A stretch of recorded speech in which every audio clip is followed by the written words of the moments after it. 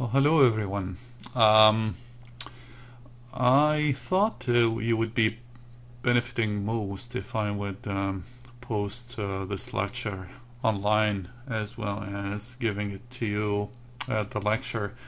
This chapter is fairly demanding chapter, as you probably noticed.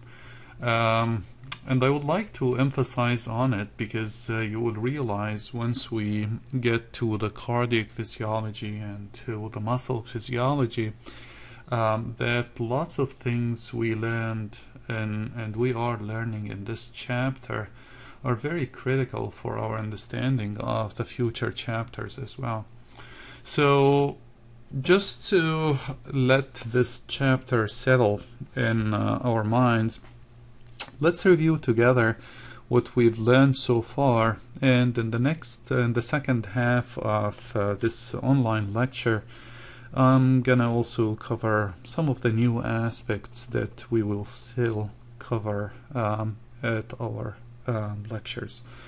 So let's begin by reviewing what we learned already, that nerve and muscle cells are excitable. They undergo rapid changes in their membrane potential, and those changes can translate into becoming electrical signal. We agreed to this. Just like your AA battery, it has a potential. If you connect the positive and the negative side, then you start to see current.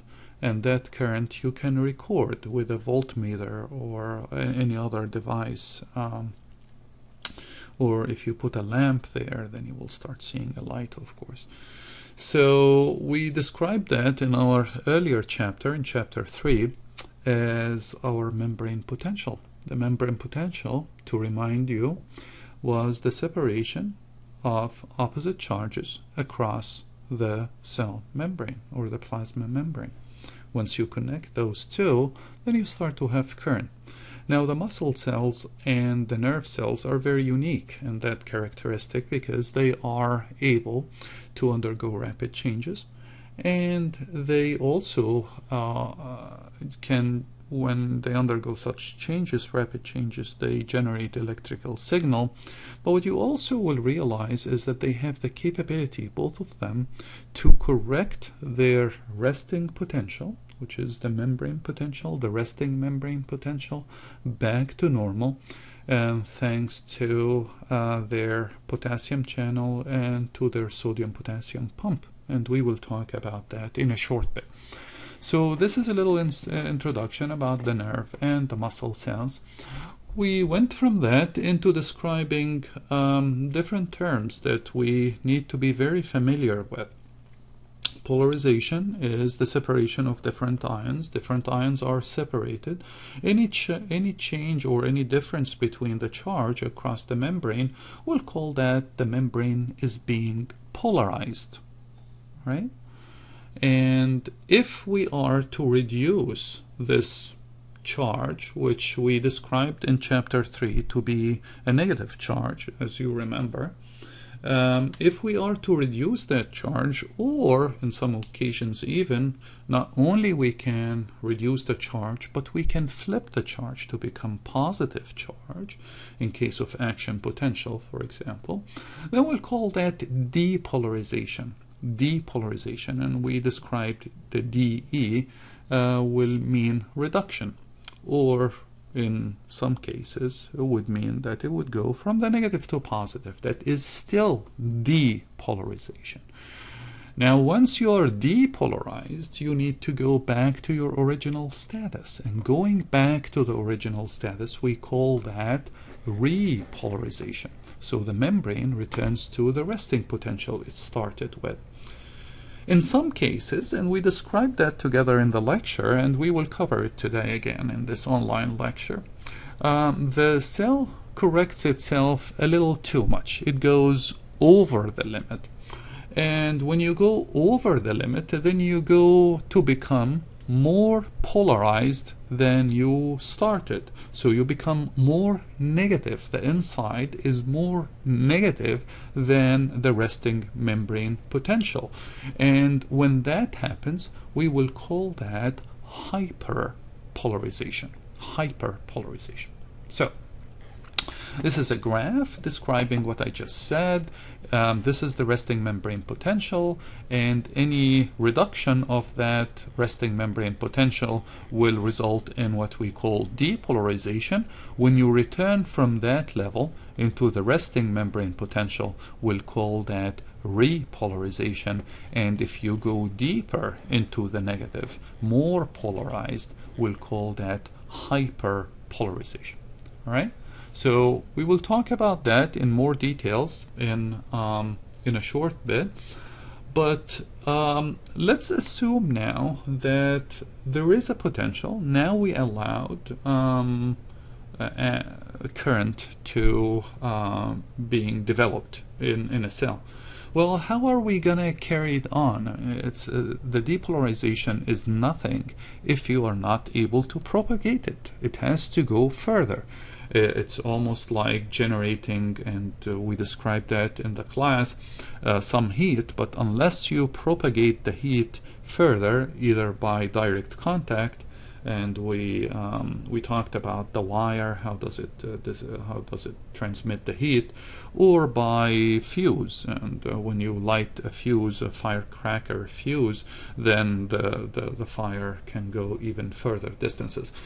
And in order for it to go from point A to point B, it can only go through these two mechanisms. One of them we described in the lecture as graded potential, and we'll describe it now again in details.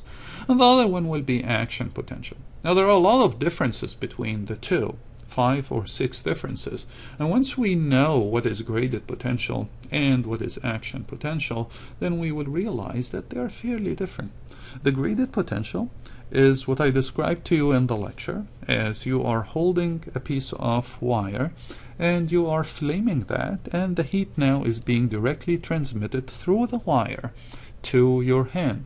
Now we noticed from that hypothetical experiment that it doesn't travel too fast, it's fairly slow, and it doesn't travel far distances, and because the heat keeps leaking from the wire, and it can go into opposite directions, because if I stick it in ice, the heat will go into the opposite direction, which is toward the ice. And that kind of potential can be both inhibitory and stimulatory, right? And I can inhibit it as well. That is very different than when you light a fuse. And when we get to the action potential in a short bit, you will realize that the two are fairly different. So let's start with the graded potential. I told you that we have channels that allow certain ions, only certain ions, to pass through. And so the sodium channels will only allow sodium to pass through. Potassium ions will allow only potassium to go through. And calcium ions will only allow calcium to go through. Now those ion channels, if they're open all the time, we agreed that we will call them channels. If they open and close, we agreed to call them gates. And there is someone sitting on the gate or at the gate, allowing people or allowing individuals or cars to go in or to go out.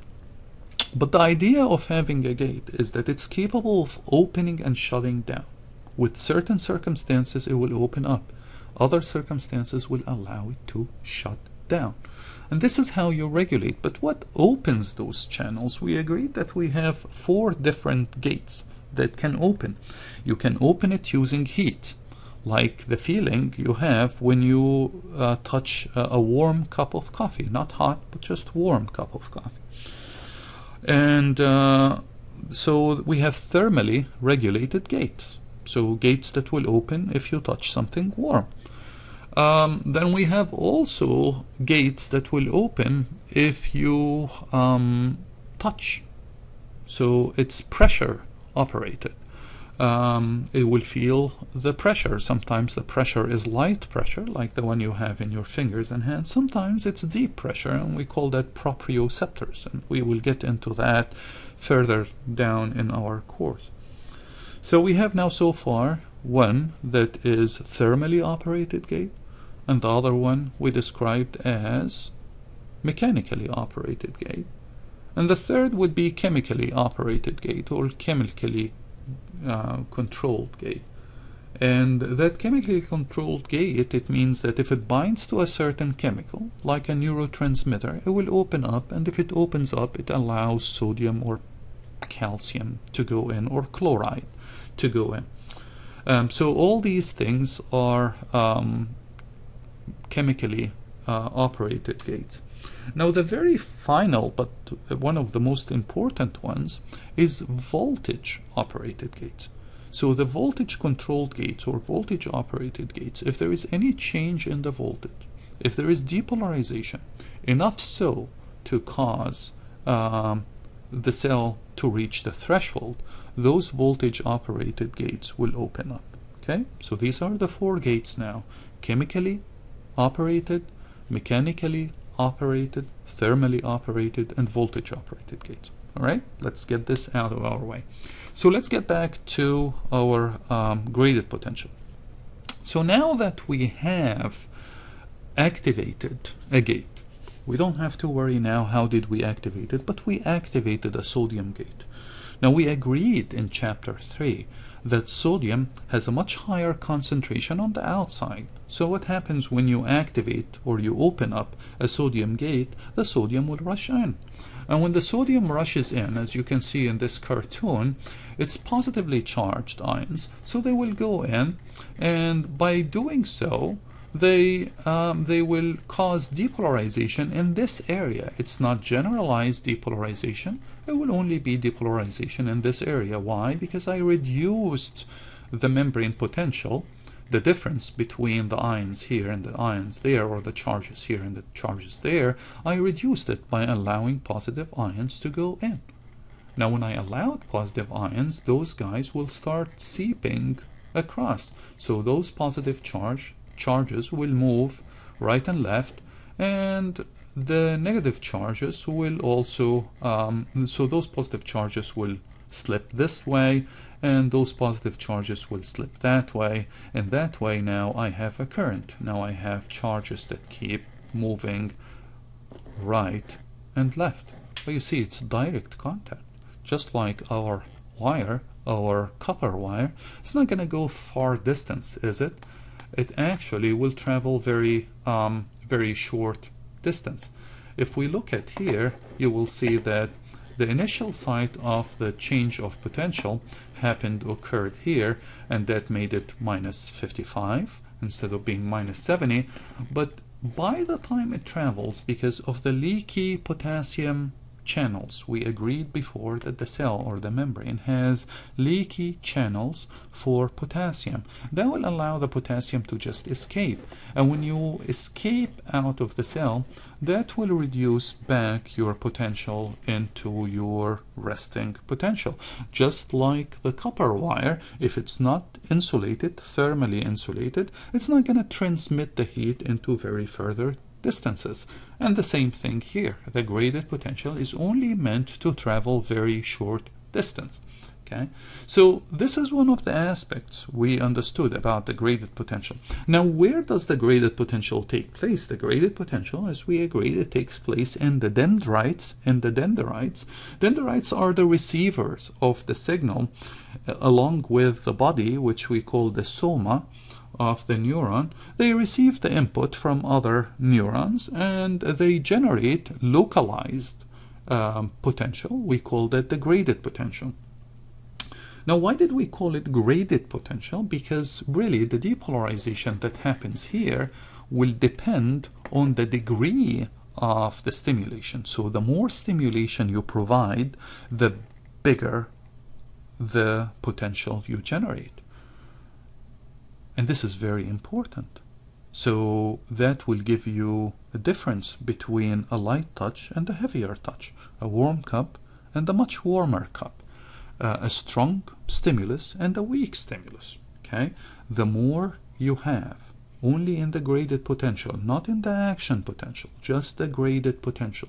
The graded potential is the stronger the stimulus, the better or the bigger the potential it generates. Up to a level, of course, it doesn't go crazy overboard, but up to a level, then you have this potential getting higher and higher. So instead of being minus 55, if I would provide a stronger signal here that will allow even more sodium to come in, then it will become maybe 40 or 30. And you all agree, if this is 30, then it will travel further distance. Why? Because from here to there I lost about 15. So if this becomes 30 or 20, and if I lose about 15, I'm still in depolarization. So it will allow the signal to travel further away, right?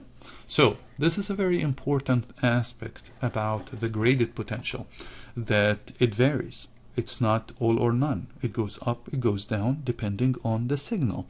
It doesn't travel too far. Remember the wire. And it can go both ways. It can be stimulatory or inhibitory. All these things are true. Here's another graph describing the fact that the initial active site, yes, will have a fairly good potential that is generated there, but it will quickly fade away as the heat on the copper wire faded away in our hand. If we would do the experiment in the same manner. Why? Because the potassium is leaking, and if the potassium is leaking, then you're losing the depolarization, right? So you go back to the negative status that you started with. All right. So this is okay. I mean, it's gonna go a short distance, a fairly short distance, because that's the dendrite thickness, or a little area within the neuron body. But you all agree, if we wanted to go 3 feet long of a distance, like in the neurons, the very long neurons, or generally any axon, then we can't really rely on the graded potential. We have to make something like the fuse that you can lit on one end, and you can light on one end, and it will go really far distances. And that is the principle really of the action potential, as we described. One part will fire the next one, and the next one will fire the next one, and it's a chain of events. That is, each of them will fire equal amount of energy that is enough to fire the next segment, and the next segment, when it fires, it will fire again equal amount of energy. So it's constant. It will travel fairly long distances, right? It doesn't go both ways. It goes only one direction. You cannot inhibit it. You can't inhibit such action. It will just continue to go. And again, it's constant, and it's all or none. It doesn't go up and down. It either happens or it doesn't happen at all. But what makes it happen is the presence of something we call voltage operated gates, or voltage gated channels. Now we will describe that, and we will see how that exactly happens in the next slide, or in the next few slides. But here is an example of the action potential. Again, here is my resting potential, resting membrane potential. We agreed it's about minus 70. What happens here is that the signal, whatever that signal is coming from, will cause initial depolarization. That initial depolarization will reach about 50 or 55, and that will be enough to fire the rest of the action potential. Sort of you heating, as we described in the lecture, heating a matchstick to the level that the matchstick will catch on fire, and it will be capable of generating even more heat than the one you provided to it. So here the neuron will receive enough signal here that if it reaches the threshold, then this part of the neuron will fire even more potential, and we call that the action potential. We'll talk about what are the events here associated with each of those segments. However, for now, Once we reach this level, and this is the peak of the depolarization, then we start going into the repolarization, and the repolarization here will indicate that we are restoring our membrane potential. How do we do that? By allowing potassium to go out. It's too crowded, and we described the bar scene in the lecture together, and we said that now that the bar is crowded, the fire marshal does not allow all those ions to sit around, so someone has to give, and it's the potassium. It's the easy target to leave. So once the potassium starts leaving, we go back into the repolarization. We are very close to the resting membrane potential, and we keep even going further. More potassium ions are leaking because the channels keep open for a longer time. They don't shut down the way they should, and that will cause the membrane potential to go into even more negative territory than at the resting membrane potential, and we agreed that this is called hyperpolarization. You have to realize that the whole thing takes about 2 milliseconds to occur. So it's a very fast event, very, very rapid event. Don't think this is taking an hour for the neuron to occur. This is a very, very fast event. So, but what makes it happen? What makes it happen are these two guys. The one on the left is the sodium channel, which is voltage gated channel. The one on the right is potassium gated channel, or voltage gated potassium channel, I'm sorry. So what you will notice immediately, the difference between the two, this is a simplification, of course. It's much more complicated, the sodium channel than this, or the voltage gated channel than this. But what you notice here is that we have two ways to close it. Either we close it with this little blip here, or this ball and socket here. Closing it with this way only will mean that the gate is closed, but I can activate it. It's still possible to activate this kind of channel. All right? But once I close this, if I close this guy with this ball and socket, then it's very hard to open this again. Okay? It will take much longer time for me to open it. Okay? Why is that important? You will realize that it's very, very important for us, these two events, and how different they are from each other. Okay?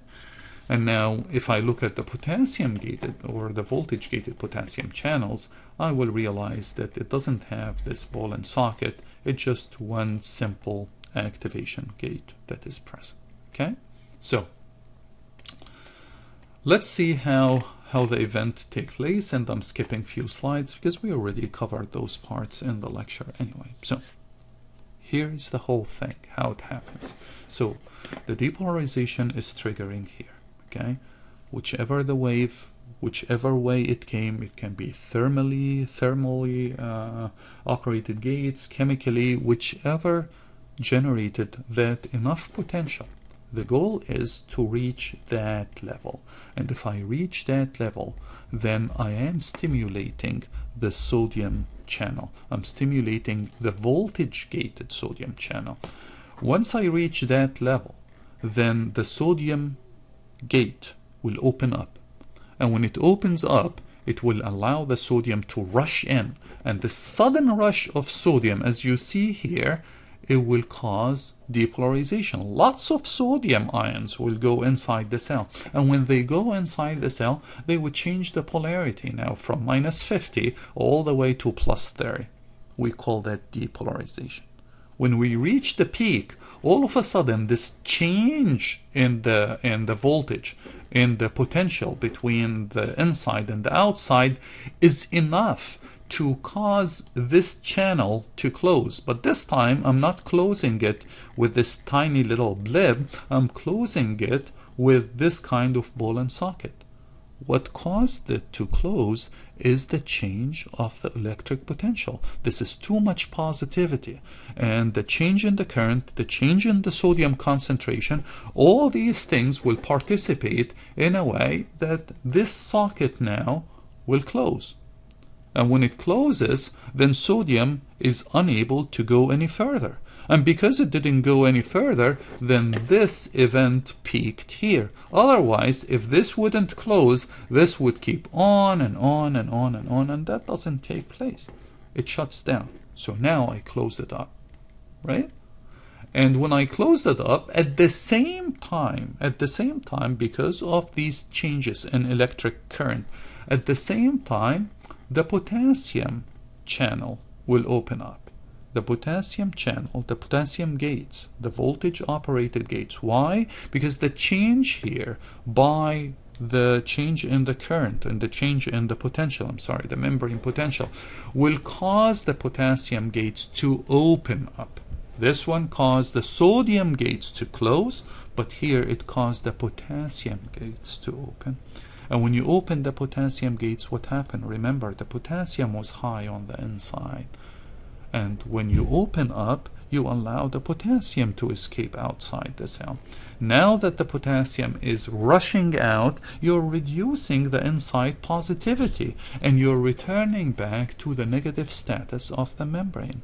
Let's go again. What caused the repolarization? The repolarization is caused by the exit of the potassium ions outside the cell through the potassium gates, the voltage operated potassium gates.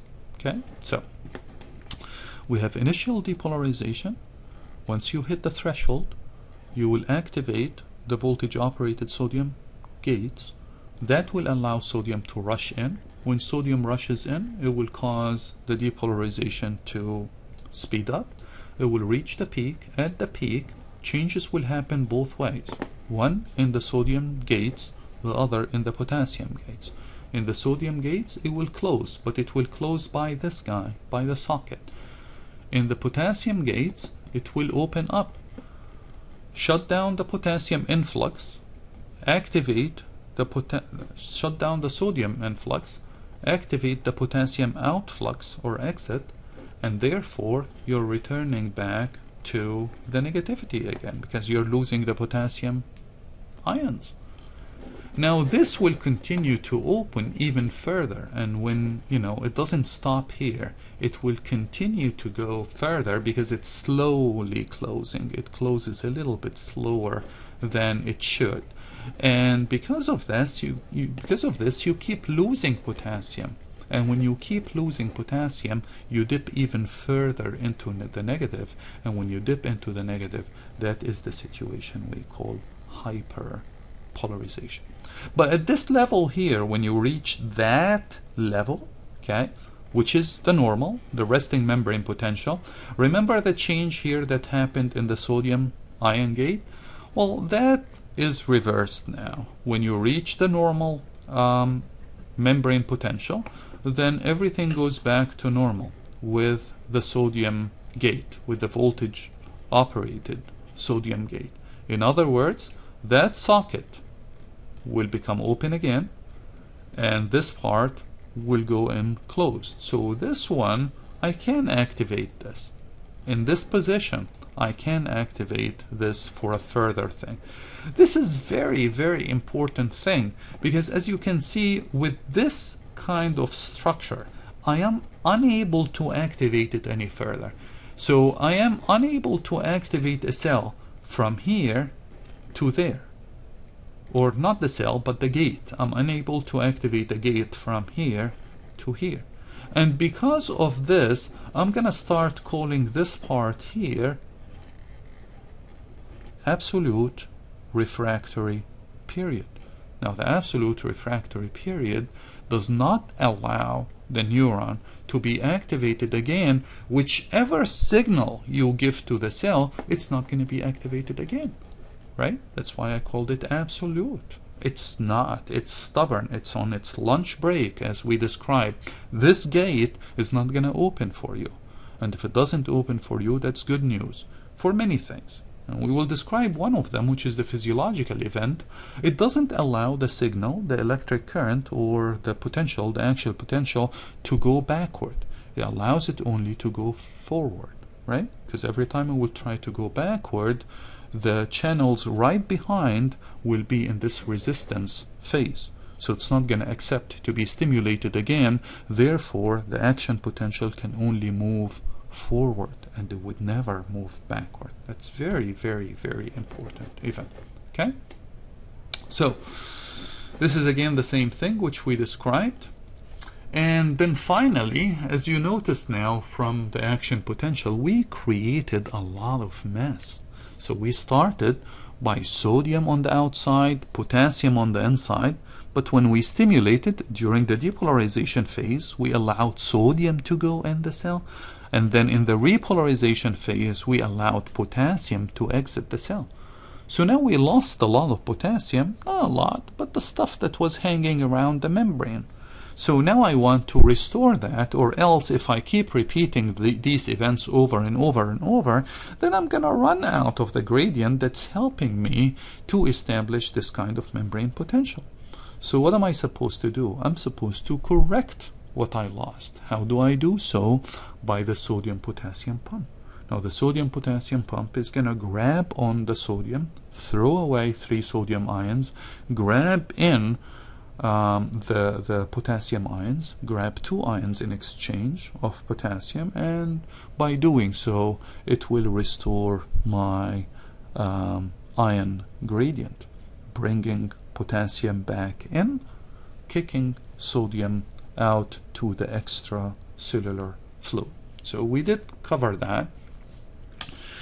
And you heard me talking about the graded potential, how it happens only around the dendrites and around the soma, but it doesn't happen in the axon or the axon terminal. And you were scratching your head, what are these areas? So let's describe them very quickly, the basic parts of the neuron. If we go to the picture here, you will see that this is the cell body, and the cell body has the dendrites. Now remember that the signal comes from another area, it can be another neuron giving the signal here, and it will go first to the dendrites or straight to the body, which is rare, but the more so that the signal goes to the dendrites and from the dendrites to the body. Nevertheless, it will propagate by graded potential. Why? Because we don't have that many voltage operated channels in that area. But once we have a lot of the voltage operated channels, this is very, very important. Voltage operated or voltage operated sodium ion gates are really concentrated here. We have tons of it here, whereas over here we hardly have any. But once the graded potential is strong enough that will go through the dendrites and will go through the body, if it reaches this neck of the cell, and we call that axon hillock, then it will start propagating our action potential very quickly. So the action potential happens in this part of the cell, and the graded potential happens in that part along with the cell body. You will realize also that the neuron cell can be very long, and for that we need to transfer matters and molecules that are synthesized here all the way down here. Sometimes this transfer can be very rapid, 400 millimeters per day, and that's pretty rapid, and sometimes it's very, very slow, like 4 or 5 millimeter per day. That's fairly slow. So it depends. Do we need it fast? Then we will put it on the fast FedEx track. It will go very quickly. And if it's slow, we don't really worry about it. We put it on a bicycle and it will just go slowly to the other end. That is what we call the anterograde, going towards the axon terminals, and the retrograde transfer will be taking things back to the cell body to be digested by the lysosome, as we described. Okay.